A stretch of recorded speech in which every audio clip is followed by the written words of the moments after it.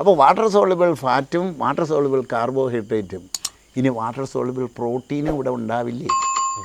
ഇത് മൂന്നും കൂടി ചേർന്ന് കഴിഞ്ഞാൽ എനിക്കുറപ്പുണ്ട് ക്യാൻസർ പൂ പറിക്കുന്ന ലാഘവത്തോടെ എടുത്തു മാറ്റാൻ പറ്റും. ക്യാൻസർ എന്ന് പറയുന്നത് ഒരു രോഗമേ അല്ല, അതൊരു ഡീജനറേഷനാണ്. ഡീജനറേഷന് സൊല്യൂഷൻ മരുന്നുകളല്ല, എക്സ്റേ, റേഡിയേഷനോ കീമോയോ ഒന്നുമല്ല, റീജനറേഷനാണ്. ഒരു യൂണിവേഴ്സിറ്റി പഠിപ്പിച്ച് എന്താണെന്ന് ഏതെങ്കിലും ഒരു മന്ത്രി വന്ന് തിരക്കിയിട്ടുണ്ടോ ഇന്നേ വരെ? കൃഷിമന്ത്രി പോലും വന്നില്ല, ഒരുത്തനും വന്നിട്ടില്ല അങ്ങോട്ട് ഇതെന്താണെന്ന് ചോദിക്കാനായിട്ട്. എന്താണ് ഇവിടെ നടക്കണേ, എന്തിനാണിത് ചെയ്യണേ, ആരും തിരക്കിയിട്ടില്ല, വിളിച്ചിട്ട് പോലും വരുന്നില്ല. നമ്മൾ 15 കൽപ്പനകൾ ഉണ്ടാക്കിയിട്ടുണ്ട് എങ്ങനെയാണ് ആനന്ദം എന്നുള്ളതുണ്ട്. അതിൽ 15 കൽപ്പനകളിൽ ഏറ്റവും പ്രധാനപ്പെട്ട ഒരു കൽപ്പന എന്ന് പറയുന്നത് അന്നത്താൽ ആനന്ദം.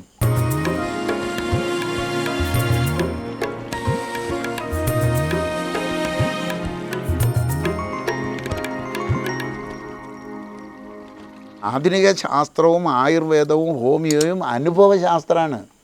ഇക്കോളജി അതല്ല. ഇക്കോളജി മുൻകൂട്ടി പറയും. ഉദാഹരണത്തിന് പപ്പായ കഴിക്കാം എന്നൊരു ഡോക്ടർ ദിവസവും പറഞ്ഞാൽ ഡോക്ടറുടെ പണി പോകും. കാര്യം എന്താ വെച്ചാൽ അസുഖങ്ങൾ പകുതി കുറയും. അസുഖം കുറഞ്ഞാൽ ആർക്കാണ് ജോലി നഷ്ടപ്പെടുന്നത്? ഡോക്ടർക്കും മരുന്ന് കമ്പനിക്കുമാണ്. അപ്പം പക്ഷെ അവർ പറയില്ല. ഇക്കോളജി പറയും, അതെ, നിങ്ങൾ എന്ത് ഫ്രൂട്ട്സും കഴിച്ചോ, നിങ്ങൾക്ക് ഷുഗർ കൂടിയാൽ അതൊരു പ്രശ്നമല്ല എന്ന് ഇക്കോളജി പറയും. കാരണം ഷുഗർ കൂടിയാൽ അത് യൂസ് ചെയ്ത് തീരും. തെറ്റായ കാർബോഹൈഡ്രേറ്റ് കഴിച്ച് കൂടിയാൽ കുറയില്ല.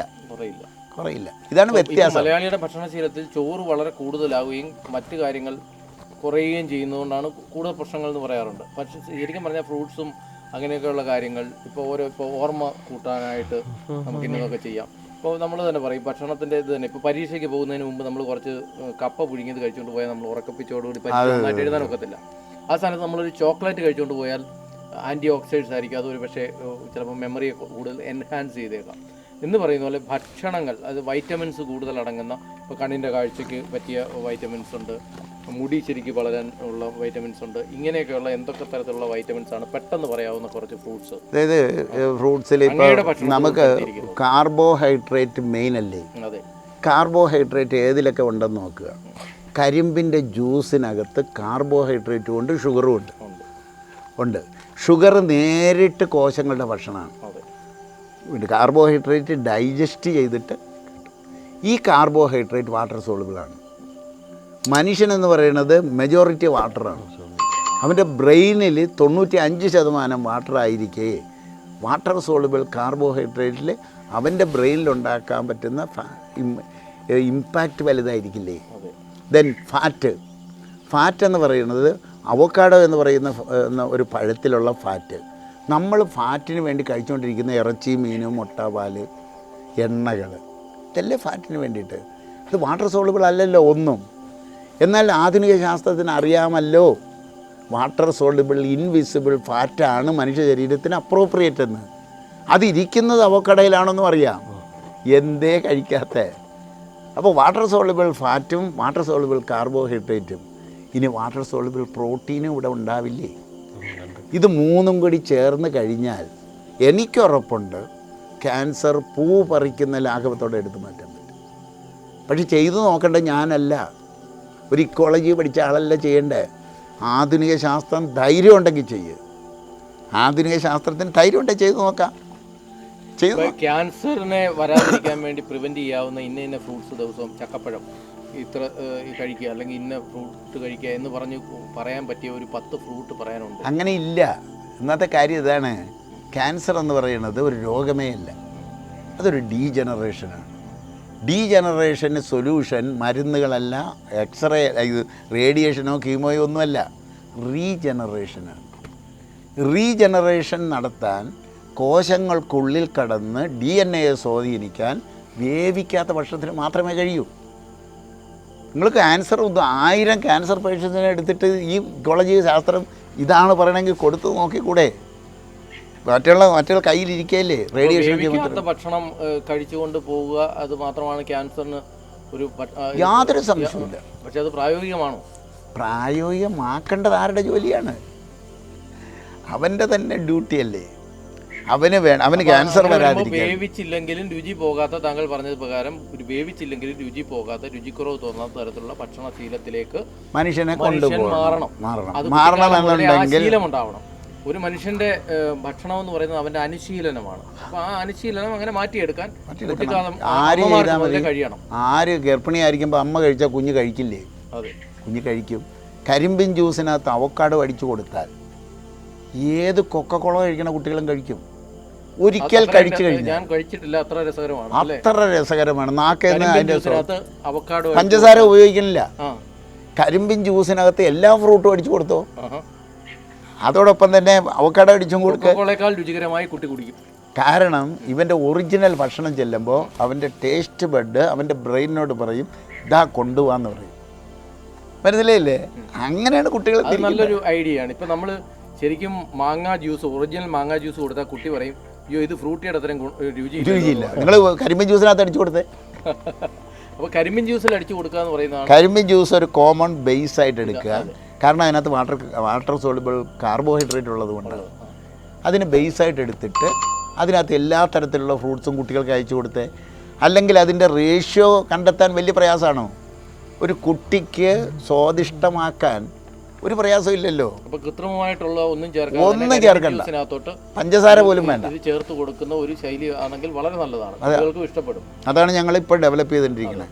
ഇപ്പോൾ നെൽകൃഷി ചെയ്യാതെ കിടക്കുന്ന നെൽപ്പാടങ്ങൾ മുഴുവൻ കരിമ്പ് കൃഷിയിലേക്ക് ഷിഫ്റ്റ് ചെയ്യുകയും ഈ കരിമ്പ് ഒരു ഫ്രിഡ്ജിനകത്ത് വെക്കാവുന്ന രീതിയിൽ മുറിച്ച് ക്ലീൻ ചെയ്ത് ബണ്ടിലാക്കി വീടുകളിലെത്തിക്കുകയും ഒരു 5000-6000 രൂപയ്ക്ക് വീടുകളിൽ ഇതിൻ്റെ ജ്യൂസ് എടുക്കാനുള്ള ഒരു മിഷനും ഡെവലപ്പ് ചെയ്ത് കഴിഞ്ഞു.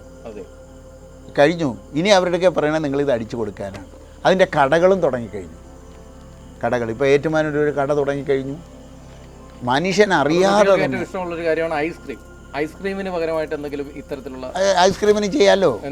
ഐസ്ക്രീമിന് ഇതുപോലെ ഫ്രഷ് എടുത്തിട്ട് ഐസ്ക്രീം പോലെ ഉണ്ടാക്കിയാൽ പോരെ.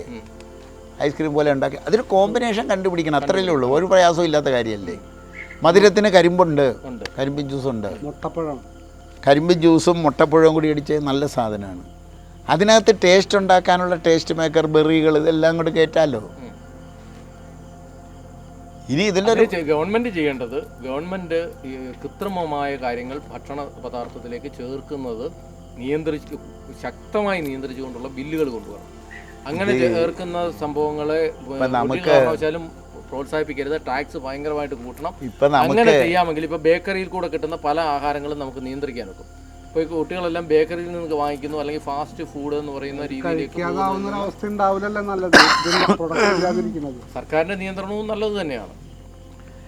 നിയമം കൊണ്ട് മാത്രം മലയാളി അനുസരിക്കില്ല. അതായത് ബോധവൽക്കരണം. പ്ലാസ്റ്റിക്കിനെതിരെ പ്ലാസ്റ്റിക് കുറേ വ്യത്യാസം വന്നിട്ടുണ്ട്. അല്ല, എവിടെ കുറഞ്ഞിരിക്കണേ? നിയമം വേണം. അതായത് ബോധവൽക്കരണത്തോടൊപ്പം നിയമവും. കാരണം അവന് തല്ല് കിട്ടിയാലേ അവൻ ശരിയാവുള്ളൂ. അതിന് വേണ്ടിയിട്ട് നിയമം, ബോധവൽക്കരണത്തിലൂടെയാണ് ഇത് മാറ്റമുണ്ടാക്കേണ്ടത്.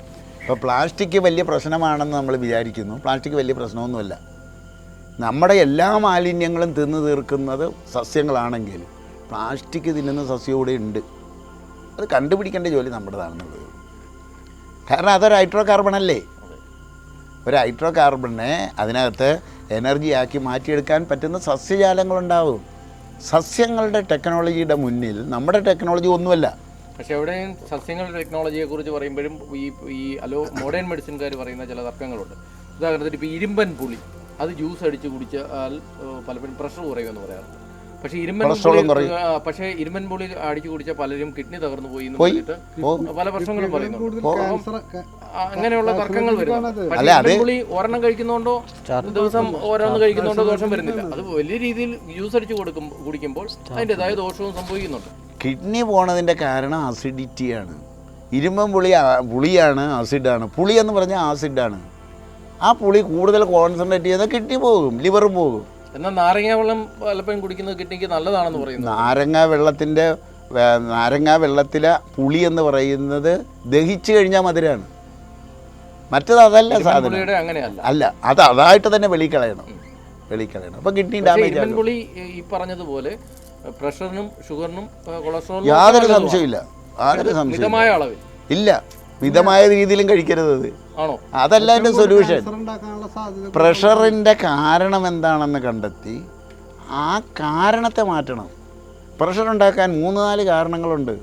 കൊളസ്ട്രോൾ കൂടിയാൽ പ്രഷർ വരും, കിഡ്നി സംബന്ധമായ പ്രശ്നങ്ങൾ വല്ലതും ഉണ്ടെങ്കിൽ റീനൽ പ്രഷർ വരും, ഹാർട്ട് സംബന്ധമായ പ്രശ്നമുണ്ടെങ്കിൽ കാർഡിയാക് പ്രഷർ വരും, സൈക്കോ പ്രഷർ വരും. ഇത് ഏതാണ് കാരണമെന്ന് കണ്ടെത്തി മാറ്റിയാൽ പ്രഷർ പോകും. അല്ലാതെ പ്രഷർ റെഡ്യൂസ് ചെയ്യലല്ല സൊല്യൂഷൻ. ഇപ്പോൾ ഷുഗറിന് മരുന്ന് കൊടുക്കുന്നുണ്ട്. ഒരിക്കലും ഷുഗർ ജീവിതത്തിൽ ഒരിക്കലും മാറത്തില്ല. ഷുഗർ മാറില്ല എന്ന് മാത്രമല്ല, പ്രഷറിന്റെ മരുന്ന് കഴിച്ചാലും ഒരിക്കലും പ്രഷർ കുറയില്ല. ഇതുകൊണ്ട് ആർക്ക് ഗുണമെന്ന് പറഞ്ഞാൽ മരുന്ന് കമ്പനികൾക്ക് മാത്രമേ ഗുണമുള്ളൂ. മരുന്ന് കമ്പനിയുടെ തന്നെക്കാളും പ്രധാനം എന്താണെന്ന് വെച്ചാൽ ഇപ്പോൾ ഷുഗർ രോഗികൾ മരുന്ന് കഴിച്ചില്ലെങ്കിലും അവൻ്റെ കിഡ്നി പോകും, കണ്ണും പോകും, കഴിച്ചാലും പോകും. ഈ യാഥാർത്ഥ്യം ജനങ്ങൾക്ക് അറിയില്ല. കഴിച്ചാലും പോകും, കഴിച്ചാൽ പൈസ. അതേസമയം മോഡേൺ മെഡിസിനിൽ പലതും കഴിച്ചാൽ, മരുന്നും കഴിച്ചാൽ കിഡ്നിയും കരളും പോകും, പൈസയും കൂടെ പോകും. പൈസ കൂടെ പോകും. മറ്റേ പൈസ പോകത്തില്ല, കിഡ്നിയും കരളും പോകും. എന്നാൽ ഇക്കോളജി പറയുന്ന തത്വം അനുസരിച്ച് അവൻ്റെ കാർബോഹൈഡ്രേറ്റ് കറക്റ്റ് ചെയ്താൽ ഷുഗർ മാറും. എൻ്റെ അടുക്ക പിന്നെ 100% മനുഷ്യരുടെ ഷുഗർ നോർമലാകുന്നുണ്ട്. തയ്യാറാകണമെന്ന് മാത്രം, അത് അവൈലബിൾ ആകണമെന്ന് മാത്രം, അത്രേ ഉള്ള കാര്യം. കാരണം അതാണ് നമ്മൾ പറയണേ, വിധിച്ച അന്നത്തിലേക്ക് നിലവിലുള്ള സിസ്റ്റത്തിൽ നിന്നും മാറിയേ പറ്റൂ. മോഡേൺ സയൻസ് മാറുന്നുണ്ട്. സാർ പറഞ്ഞാൽ ഞാൻ സമ്മതിക്കുന്നുണ്ട്. ബയോമെഡിക്കൽ റിസർച്ച് സെൻറ്റർ കേരളത്തിൽ തുടങ്ങിയിട്ട് എത്ര വർഷമായെന്നറിയാമോ? ഒരു പ്രൊഡക്റ്റ് ഇന്നവരെ ഇറക്കിയിട്ടില്ല. ബയോമെഡിക്കൽ ഉമ്മൻചാണ്ടിയുടെ മണ്ഡലം ഏതാ? പുതുപ്പള്ളിയിൽ ബയോമെഡിക്കൽ റിസർച്ച് സെൻറ്റർ സ്റ്റാർട്ട് ചെയ്തിട്ടുണ്ട്. അതിൻ്റെ ഫസ്റ്റ് മീറ്റിങ്ങിൽ ഞാനുള്ളതാണ്. ഇന്നേ വരെ ഒരു പ്രൊഡക്റ്റ് അവരെ കൊണ്ട് ഇറക്കാൻ പറ്റിയിട്ടില്ല. ഈ ബയോമെഡിസിനിൽ നിന്നും ഫങ്ഷണൽ മെഡിസിനിലേക്ക് മോഡേൺ മെഡിസിൻ മാറിക്കൊണ്ടിരിക്കുകയാണ്. ഞാൻ പറയുന്ന ഇക്കോളജി പറയുന്ന പ്രൊഡക്റ്റ് ഫുഡെന്ന് പറയുന്നത് ഫങ്ഷണൽ മെഡിസിൻ്റെ പ്രൊഡക്റ്റാണ്. അതിൻ്റെ പ്രൊഡക്റ്റാക്കി എൻ്റെ കുട്ടികൾ ഇറക്കി കഴിഞ്ഞു. ഈ വരാൻ പോകുന്നു മോഡേൺ സയൻസിൻ്റെ വരാൻ പോകുന്ന മെഡിസിൻ ആൾറെഡി ഇവിടെ പ്രിപ്പയർഡ് ആയി കഴിഞ്ഞിരിക്കുന്നു. മോഡേൺ മെഡിസിൻ അന്നം പൂർണ്ണമായും ഔഷധമാക്കി മാറ്റുന്ന ഒരു പ്രക്രിയ കംപ്ലീറ്റ് ആയിരിക്കുന്നു ജൈവകൃഷിയിലൂടെ. അത് ജൈവകൃഷി എന്ന് പറയുമ്പോൾ നാട്ടുനീളം നടക്കുന്ന പാരമ്പര്യ കൃഷിയല്ല, സിലോൺകാരെടുത്ത കൃഷിയൊന്നുമല്ല. ജൈവകൃഷി യഥാർത്ഥത്തിൽ ഇന്ത്യയിൽ ഒരു യൂണിവേഴ്സിറ്റിയിലേ പഠിപ്പിക്കുന്നുള്ളൂ, അത് മഹാത്മാഗാന്ധി യൂണിവേഴ്സിറ്റിയിലാണ്. അത് വന്ന് പഠിച്ചിട്ട് പറ. അതിനകത്ത് തെറ്റ് ചൂണ്ടിക്കാണിയിട്ട് തിരുത്താൻ തയ്യാറാണ്. അത് ചെയ്തു നോക്കിയിട്ട് അതിൽ പറയുന്ന തത്വങ്ങൾ മണ്ണിൽ ആർക്ക് വേണേലും, ലോകത്താർക്ക് വേണേലും ചെയ്തു നോക്കാം. ചെയ്ത് നോക്കിയിട്ട് വേണം പറയാൻ അതിനകത്ത് തെറ്റുണ്ടോ പോരായ്മയെന്ന്. അല്ലാതെ പറഞ്ഞാൽ എങ്ങനെ സംഭവിക്കും? എല്ലാവരും ചോദിക്കുന്ന ഒരു ചോദ്യമുണ്ട്. ഇപ്പം നമ്മുടെ നാട്ടിൽ വ്യാപകമാകുന്ന ഒരു കൃഷിയാണ് കൈതക്കൃഷി. ഈ കൈതയെല്ലാം ഒരേ സമയത്ത് പൂക്കെങ്കിൽ മാത്രമേ കർഷകന് എന്തെങ്കിലും പ്രയോജനം ഉണ്ടാകത്തുള്ളൂ. പക്ഷേ കൈതയെല്ലാം ഒരേ സമയത്ത് പൂക്കാൻ പറ്റിയ രീതിയിൽ ജൈവ കൃഷിയിൽ എന്തെങ്കിലും ഒരു സൊല്യൂഷൻ പറയാനുണ്ടോ? ഉണ്ടല്ലോ. എന്ത് സൊല്യൂഷൻ ഉണ്ടല്ലോ. എന്താണ് അവർ ഉപയോഗിക്കുന്നത്? അവരുപയോഗിക്കുന്നത് വിഷം കലർന്ന വിഷമല്ല, ഹോർമോണാണ് ഉപയോഗിക്കുന്നത്. ഇവിടുത്തെ എല്ലാ തളിരിലകളിലും ഹോർമോൺ. അതെ, ഈ ഭൂമിയിലെ എല്ലാ പകരമായിട്ട് എന്ത് നമുക്ക് പറയാൻ? അതാണ് പറഞ്ഞേ, എല്ലാ തളിരിലകളിലും ഹോർമോണുണ്ട്. ഏറ്റവും നല്ല തളിരില നമുക്ക് ചീപ്പായിട്ട് കിട്ടുന്നത് തേയിലയാണ്. തേയിലയുടെ നാമ്പാണ്. തേയില വെള്ളത്തിലിട്ട് തിളപ്പിച്ചിട്ട് അതടിച്ചാൽ പോരെ? അതടിച്ചാൽ അങ്ങനെ കൈതകൃഷി അത് കറക്റ്റ്. 10,000 ഉണ്ട്. എത്ര വേണം? 10,000 പൈനാപ്പിൾ കായ്ച്ചു കഴിഞ്ഞു. ഏറ്റവും കൂടുതൽ ക്യാൻസർ, ബ്രസ്റ്റ് ക്യാൻസർ വർദ്ധിക്കുന്ന ജില്ലകളിൽ ഒന്നായി ഇടുക്കി ജില്ല മാറിയിട്ടുണ്ട്. അതുതന്നെ രാജാക്കാട്, ഇടുക്കി ജില്ലയെന്ന് എടുക്കണ്ട, ഇടുക്കി ജില്ലയെന്ന് എടുക്കണ്ട. കാരണം എന്താണെന്ന് ചോദിച്ചാൽ ഈ പറഞ്ഞതുപോലെ ഏലത്തിനടിക്കുന്ന വിഷ ഇത് തന്നെയാണ്. അപ്പോൾ അതിനും ഈ തേയില വെള്ളം അല്ലെങ്കിൽ ഇങ്ങനൊരു സൊല്യൂഷൻ കൊണ്ടുവന്നാൽ എന്തുകൊണ്ട് ഇത് ഗവൺമെൻറ് അംഗീകരിക്കുന്നില്ല? എന്തുകൊണ്ട് ഇത് നമ്മുടെ കൃഷി വകുപ്പ് അംഗീകരിക്കുന്നില്ല? ഇത് ബാക്കിയുള്ള തരത്തിലുള്ള പെസ്റ്റിസൈഡ്സ് എല്ലാം നിരോധിച്ചുകൊണ്ട് ഇതിലേക്ക് പൂർണ്ണമായും വരാൻ സർക്കാരുകൾക്ക് കഴിയുന്നില്ല. ഇത് യാഥാർത്ഥ്യമാണ്. ഇത് ഫലപ്രദമാണെങ്കിൽ കർഷകൻ എന്തുകൊണ്ട് ഇത് സ്വീകരിക്കുന്നില്ല?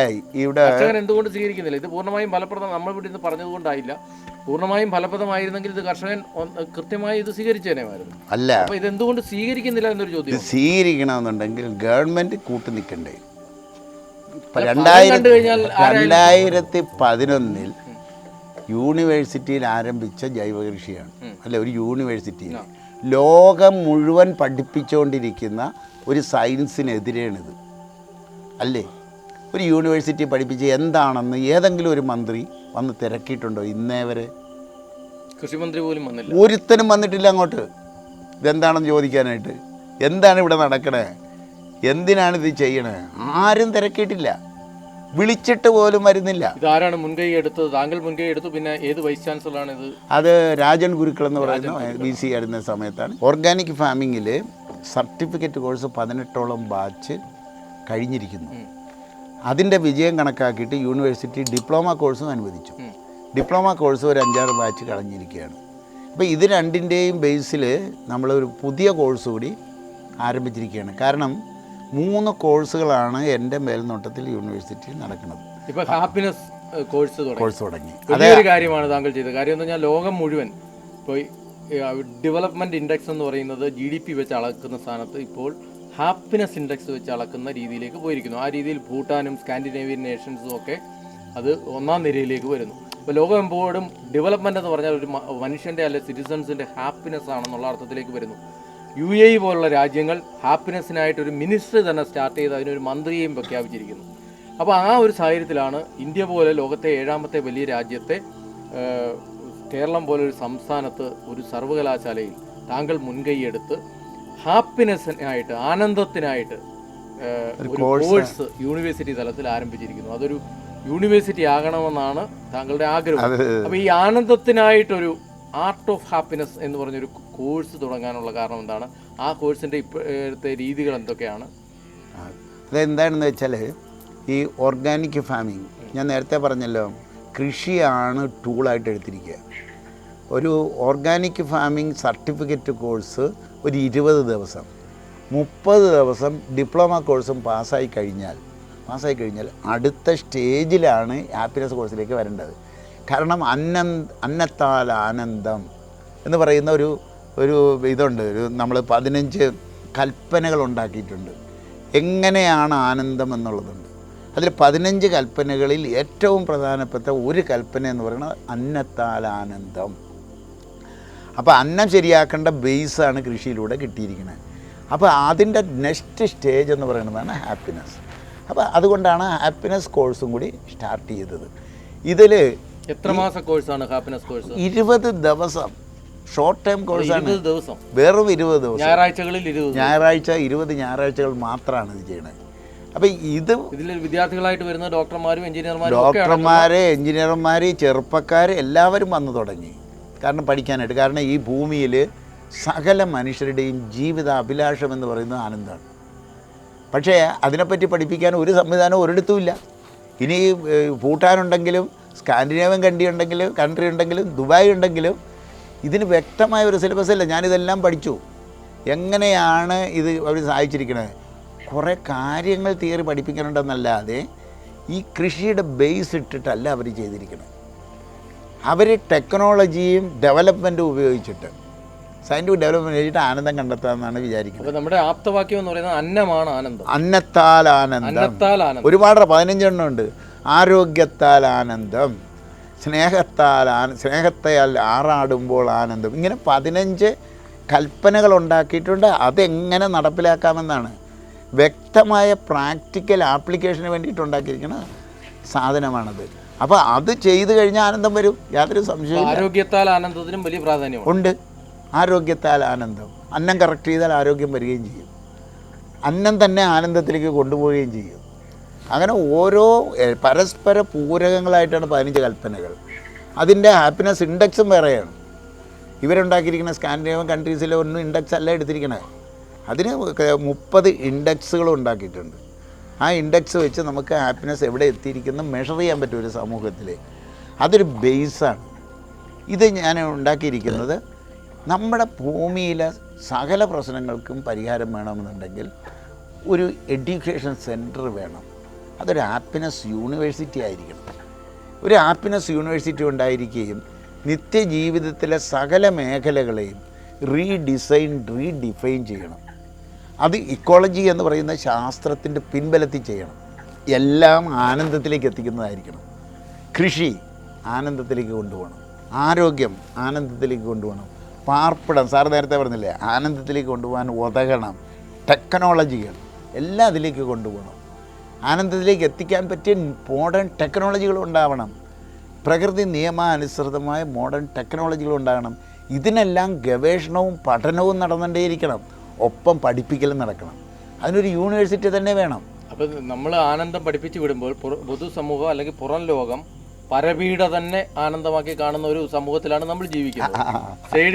സാഡിസം തന്നെ ആനന്ദമായി കാണുന്നത്. അപ്പോൾ അതെങ്ങനെയാണ് ചെറുക്കുന്നത്? അതെങ്ങനെയാണ് ഒരു 10-30 പേരെ ആനന്ദത്തിന്റെ വഴിയിലേക്ക് ഈ കോഴ്സ് ചെയ്ത് അതിലേക്ക് ആക്കിയെടുക്കുന്നു, ട്രെയിൻ ചെയ്ത് ആക്കിയെടുക്കുന്നു. പക്ഷേ പുറത്തോട്ട് നമ്മൾ വരുമ്പോൾ കാണുന്ന കോടാനുകോടി ജനങ്ങൾ ഏതാണ്ട് ബഹുഭൂരിപക്ഷത്തിലും വരുന്നവർക്ക് ഇന്ന് ആനന്ദം എന്ന് പറയുന്നത് ഇപ്പോൾ സോഷ്യൽ മീഡിയയിലായാലും ആളുകളെ പൊങ്കാല ഇടുന്നതിലാണ് ആനന്ദം. അപ്പോൾ പൊങ്കാലയാണ് എന്ന് പറയുന്ന പുതിയ തലമുറയോട് അങ്ങയുടെ ഈ ആനന്ദം കോഴ്സ് എങ്ങനെ അതായത് ഒരു സാമൂഹ്യ മാറ്റമുണ്ടാക്കുന്ന കാര്യമല്ലേ പറയണേ? അതായത് ദ്രോഹം ചെയ്യുന്നവരും കൂടി നല്ലവരാകണം അല്ലേ? ഇതിന് 3 വഴിയിൽ വർക്ക് ചെയ്യണം. 3 വഴികൾ. 1 ഫിസിക്കൽ തലത്തിൽ വർക്ക് ചെയ്യണം. 2 ഇൻ്റലക്ച്വൽ തലത്തിൽ വർക്ക് ചെയ്യണം, അവരെ ബോധ്യപ്പെടുത്താൻ കഴിയണം. മറ്റൊന്ന് സ്പിരിച്വൽ തലത്തിലും വർക്ക് ചെയ്യണം. അവിടെയാണ് മൗന ഭാഷയുടെ പ്രസക്തി. അതായത് ഈ സ്പിരിച്വൽ തലത്തിൽ സന്ദേശങ്ങൾ പോകണം. അതിപ്പോൾ ഒരു 50 പേര് ഒരുമിച്ച് ആ സന്ദേശം കൊടുക്കുകയാണെങ്കിൽ ഒരു പരിധി വരെ ജനങ്ങളിൽ പ്രത്യാഘാതം ഉണ്ടാക്കും. ഒരു 50,000 പേരിരുന്ന് ചെയ്താലോ ഈ പറയുന്ന ആളൊക്കെ മാറിപ്പോകും. മാറാതിരിക്കാൻ പറ്റില്ല. കാരണം ഇതൊരൊറ്റ മനസ്സാണ്. ഇൻഡിവിജ്വലി നിൽക്കണമെന്ന് മാത്രമേ ഉള്ളൂ. അവൻ്റെ മനസ്സിലേക്ക് തുളഞ്ഞ് കയറാൻ പറ്റുന്ന തരത്തിൽ സന്ദേശം അയക്കാൻ പറ്റണം. സന്ദേശം അയക്കാൻ പറ്റുമെന്ന് മൊബൈൽ ഫോൺ കാണിച്ചു തന്നില്ലേ? ഈ മൊബൈൽ ഫോൺ ടെക്നോളജി എന്ന് പറയുന്നത് ഉള്ളിലുള്ളൊരു ടെക്നോളജി അല്ലേ? ആ ടെക്നോളജി വികസിപ്പിച്ചാൽ സകല മനുഷ്യരും മാറില്ലേ? മാറണമല്ലോ. നമ്മുടെ മനസ്സിൽ ആനന്ദം ഉണ്ടെങ്കിൽ ആനന്ദം മറ്റുള്ളവർക്ക് പകർന്നു കൊടുക്കാൻ കഴിയും. അതല്ല, a lamp can never light another lamp unless it continues to burn its own flame. അപ്പം നമ്മളിൽ ആനന്ദം ഉണ്ടാവുക, നമ്മളിൽ ആനന്ദം ഉണ്ടാവുകയും സന്തോഷവും സഹിഷ്ണുതയും മറ്റുള്ളവരിലേക്ക് പകരാൻ കഴിയും. എന്തിനാണ് ആനന്ദമുണ്ട്? ആനന്ദിക്കാനും ആനന്ദിപ്പിക്കാനുമായി ജന്മമെടുത്തവരാണ് മനുഷ്യനെന്ന് പറയുന്നത്. കാരണം അവൻ്റെ ചുറ്റും ആനന്ദമാണ്, അകത്തും ആനന്ദമാണ്. അവൻ ആനന്ദിക്കാൻ വേണ്ടി ജന്മം എടുത്തതാണ്, ആനന്ദിപ്പിക്കാനും കൂടി. പക്ഷേ ആനന്ദിക്കാനുമാണ് ജന്മം എടുത്തതെങ്കിൽ എന്തിനാണ് നമ്മൾ ഇത്രയും കരച്ചിൽ സീരിയലുകൾ കാണുന്നത് മലയാളി? അല്ലല്ല, അത് വേറെ കരയുന്നതിലൂടെയാണ് ആനന്ദം എന്ന് പറയുന്നത്. അല്ലെങ്കിൽ മറ്റുള്ളവരുടെ കണ്ണീർ കാഴ്ചകളാണ് എൻ്റെ ലഹരി അല്ലെങ്കിൽ എൻ്റെ ആനന്ദം എന്ന് പറയുന്ന ഒരു തലമുറ ഉണ്ടാകുന്നതിനെ എങ്ങനെ നമുക്ക് പ്രതിരോധിക്കാനൊക്കെ ഇത്തരം കോഴ്സുകളിലൂടെ എന്നുള്ളതിന്റെ ഉത്തരവുണ്ട്. അവിടെയാണ് ഡിവൈൻ മദർ എന്ന് പറയുന്നത് ഹാപ്പിനെസ് യൂണിവേഴ്സിറ്റിയുടെ ഒരു ഭാഗമാണ്. അപ്പോൾ പൈങ്കിളി സീരിയലുകൾ കാണുന്നത് മുതൽ നിർത്തേണ്ടി വരും. അല്ല, അത് നിർത്തണോ വേണ്ടതെന്ന് അവരവർക്ക് തീരുമാനിക്കാം. നിർത്തണോ വേണ്ടെന്ന് അവനവന് തീരുമാനിക്കാം. പൈങ്കിളി സീരിയലുകളും കണ്ണീർ കാഴ്ചകൾ ലഹരിയാകുന്ന തരത്തിലുള്ള കണ്ണീർ സീരിയലും കാണുന്ന ഒരാൾ കാണുന്ന ആരാണ്? 11 വയസ്സിന് മുമ്പ് ആജ്ഞാകേന്ദ്രം ആക്ടിവേറ്റ് ചെയ്യാത്ത കുട്ടികൾ. 11 വയസ്സിന് മുമ്പ്, അതായത് ലൈംഗിക കേന്ദ്രം ആക്ടിവേറ്റ് ചെയ്യുന്നതിന് മുമ്പ് ആജ്ഞാകേന്ദ്രം ആക്ടിവേറ്റ് ചെയ്താൽ പൈങ്കിളി കാണണോ വേറെ കാണണമെന്ന് അവനോ അവളും തീരുമാനിക്കും. നിങ്ങൾ വേറുള്ളവരെ ആയിക്കഴിഞ്ഞവരെ തിരുത്താൻ നടക്കാതെ ആകാൻ പോകുന്നവരുണ്ടല്ലോ, അവരെ തിരുത്തൽ മുതൽ തുടങ്ങണം. അതിന് തയ്യാറാകണം. കുറേ മനുഷ്യരതിന് തയ്യാറാകണം.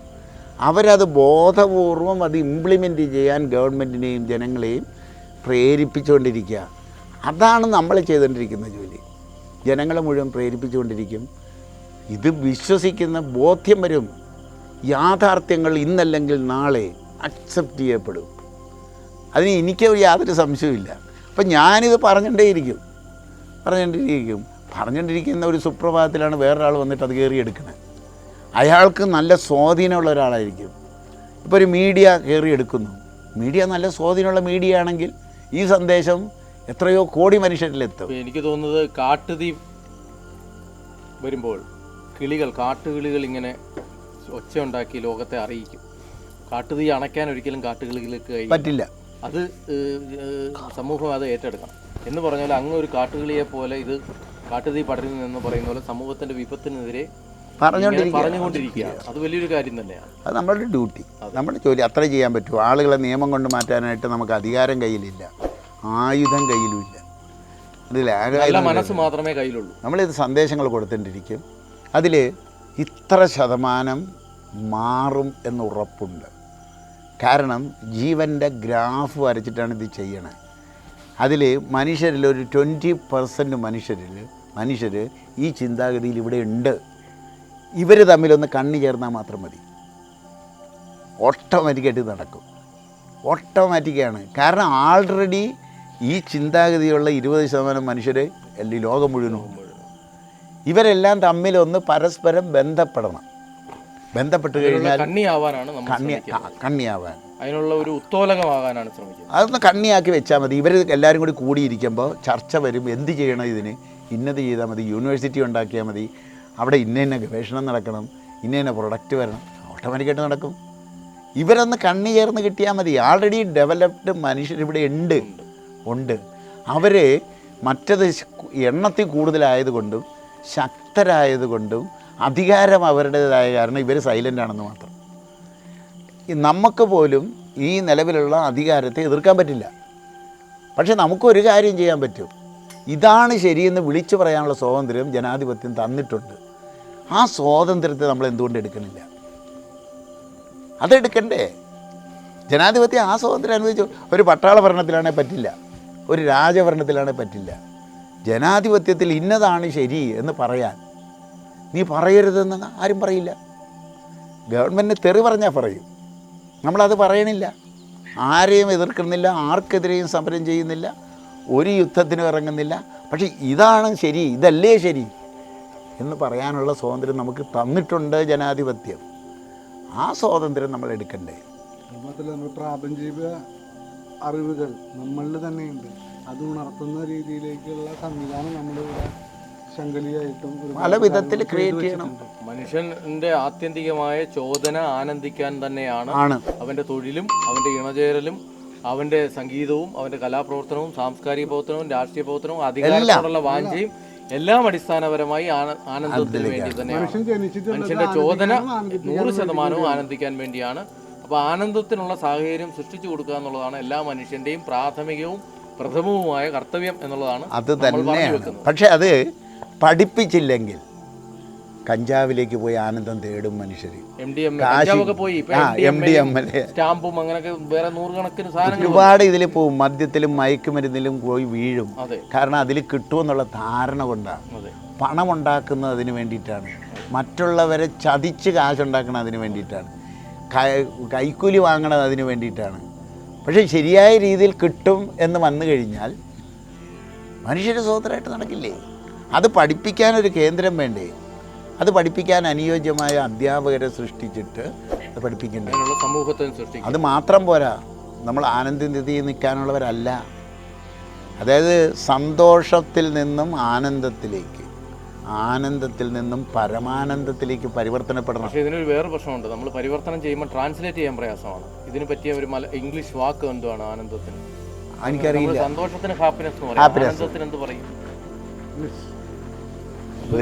ഹാപ്പിനെസ് തന്നെ പറയാൻ പറ്റുള്ളൂ. ഹാപ്പിനെസ് തന്നെ പറയാൻ പറ്റും. നമ്മളങ്ങനെ ട്രാൻസ്ലേറ്റ് ചെയ്യേണ്ട കാര്യമൊന്നുമില്ല. ആനന്ദം നമ്മുടെ മാത്രം സ്വന്തമാണ്, അല്ലെങ്കിൽ മലയാളിയുടെയും ഇന്ത്യക്കാരന്റെയും സ്വന്തമായ ഒരു വലിയ എല്ലാവരുടെയും നമുക്ക് അതിരുകളില്ലാത്ത ലോകമാണ്.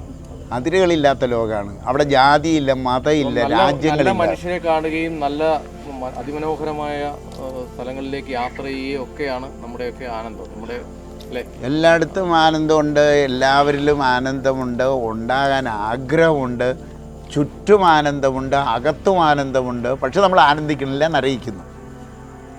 അവിടെ നമുക്ക് എന്തെങ്കിലും തെറ്റ് പറ്റിയോ എന്നല്ലേ നോക്കണ്ടേ? അവിടെ കറക്ഷൻസ് വേണ്ടേ? അത് സാമൂഹ്യ അംഗീകാരത്തിലൂടെ വേണ്ടേ? അതിനാണ് യൂണിവേഴ്സിറ്റി വേണമെന്ന് പറയുക. ഇപ്പം ഞാനൊരു സംഘടന ഉണ്ടാക്കി ഇത് ചെയ്യാം, പക്ഷെ ഒരു യൂണിവേഴ്സിറ്റി തലത്തിൽ വരുമ്പോൾ അതിൻ്റെ മാനം വേറെയാണ്, സാമൂഹ്യ അംഗീകാരം വേറെയാണ്. അപ്പോൾ അതിനായിട്ട് തന്നെ ഒരു യൂണിവേഴ്സിറ്റി ഉണ്ടായാലോ? അതിൽ നിരന്തരമായ ഗവേഷണവും പഠനവും പ്രചരണവും നടന്നുകൊണ്ടേയിരിക്കണം. ആനന്ദം പരമാനന്ദമാണ് എൻ്റെ കുടുംബം, ആനന്ദം പരമാനന്ദമാണ് എൻ്റെ കുടുംബം, ആനന്ദം പരമാനന്ദമാണ് എൻ്റെ കുടുംബം, ആനന്ദം പരമാനന്ദമാണ് എൻ്റെ കുടുംബം. കേക്കണേ കേക്കണേ എൻ്റെ ലോകരു കൂട്ടോ, കേക്കണേ കേക്കണേ എൻ്റെ ലോകരു കൂട്ടോ. KV ദയാൽ സാർ മുന്നോട്ട് വെക്കുന്ന ആശയം വിശ്വമാനവികതയുടെ നിസ്തുലമായ കാഴ്ചപ്പാടാണ്. അദ്ദേഹത്തിൻ്റെ ഈ വിശാലമായ കാഴ്ചപ്പാടിൽ സന്തോഷം ആനന്ദത്തിന് വഴിമാറുകയും ആനന്ദം പരമാനന്ദത്തിന് വഴിമാറുകയും ചെയ്യുന്ന നിസ്തുലമായ വിശ്വമാനവികതയുടെ കാഴ്ചപ്പാടാണ് ശ്രീ KV ദയാൽ സർ മുന്നോട്ട് വെക്കുന്നത്. ജീവിതം ഒരു പൂക്കാലമാണ്.